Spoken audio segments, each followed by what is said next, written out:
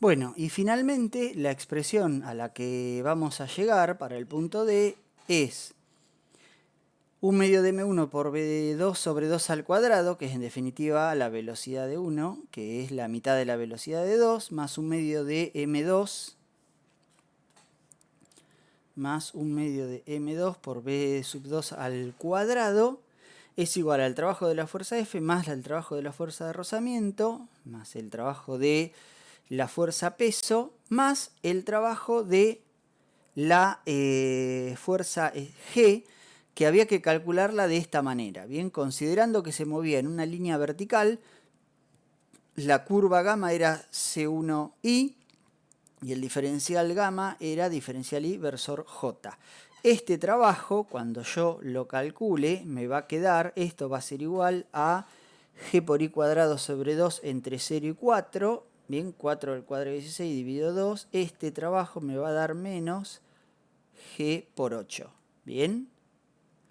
Entonces, ahí ya tenía todo listo para acá sacar factor común b2 cuadrado y hallar la velocidad en función del valor de la constante de la fuerza G que estoy aplicando. Bueno, vamos a pasar ahora al punto 2.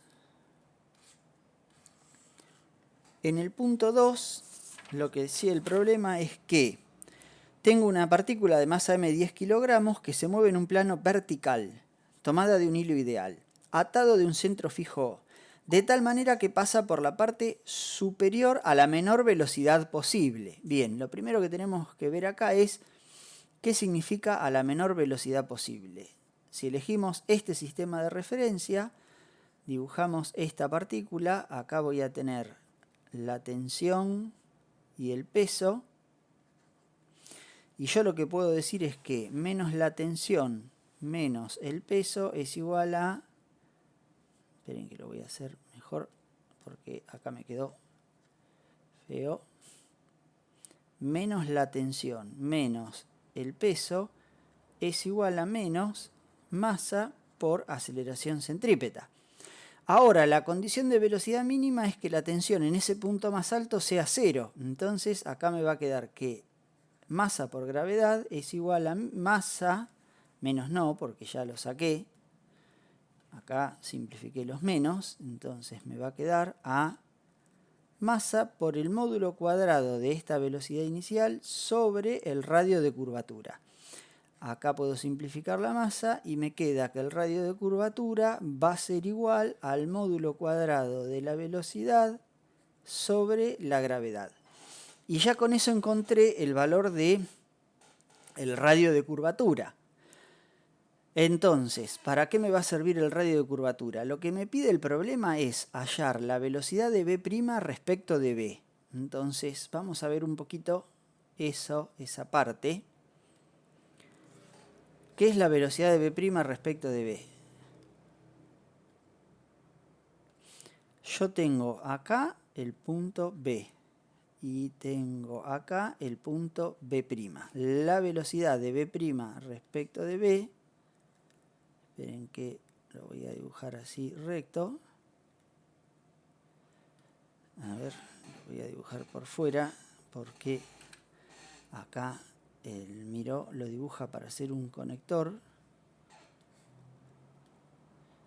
La velocidad de B' respecto de B no es otra cosa que esta velocidad tomando, sería la velocidad tomando como sistema de referencia el punto B. Esta es la velocidad de B' respecto de B. Ahora, si yo tengo acá el punto O, o sea, el punto fijo a tierra, yo lo que puedo decir es que esta velocidad vamos a dibujar así les queda bien claro. Fíjense,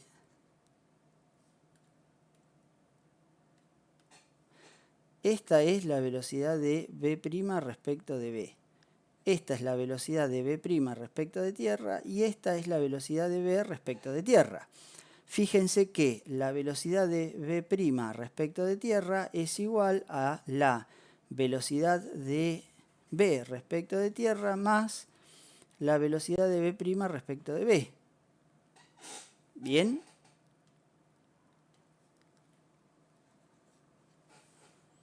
Vamos a hacer que quede bien, más la vectorialmente esto, ¿no? Más la velocidad de B' respecto de B.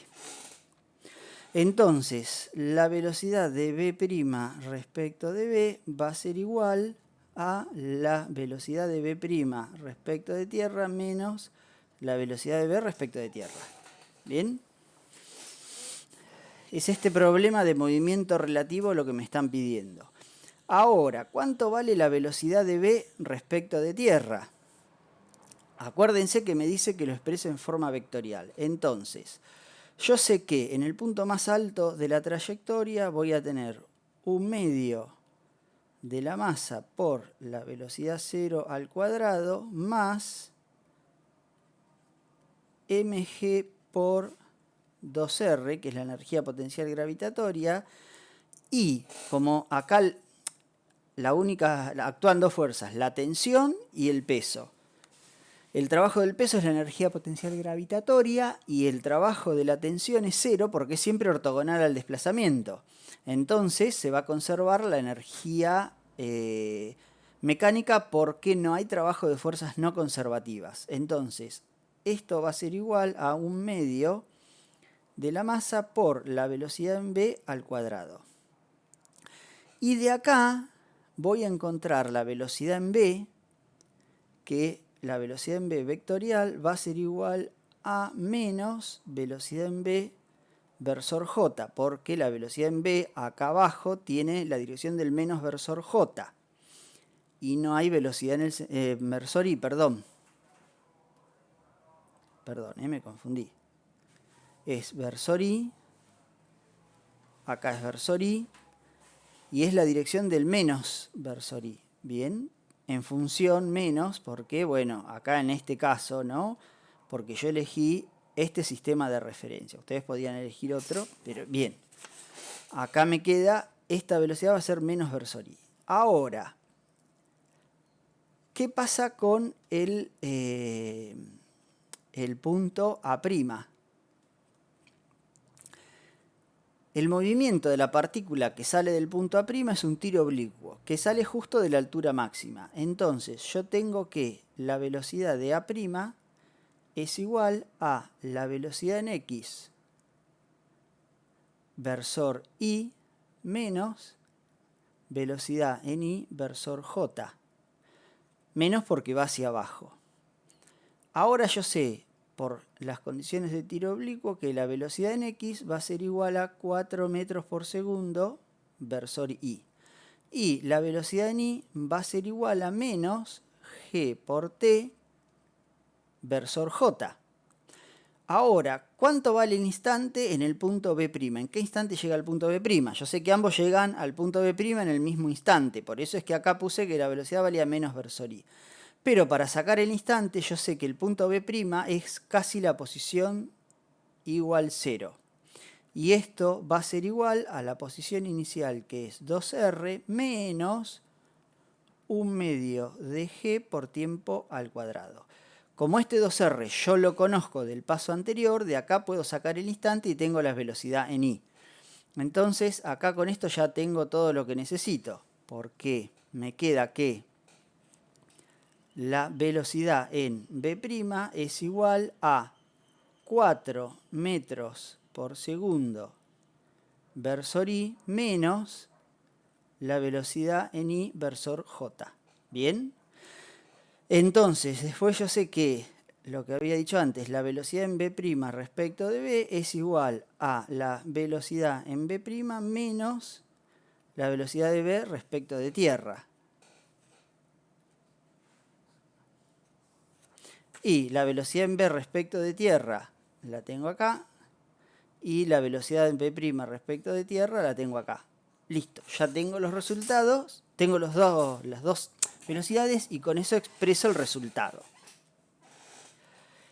Existían otras maneras de hacerlo. Bien, no es esta la única manera. Pero lo que sí pasaba es que esta velocidad en B' respecto de B tenía una componente en el versor I y una componente en el versor J.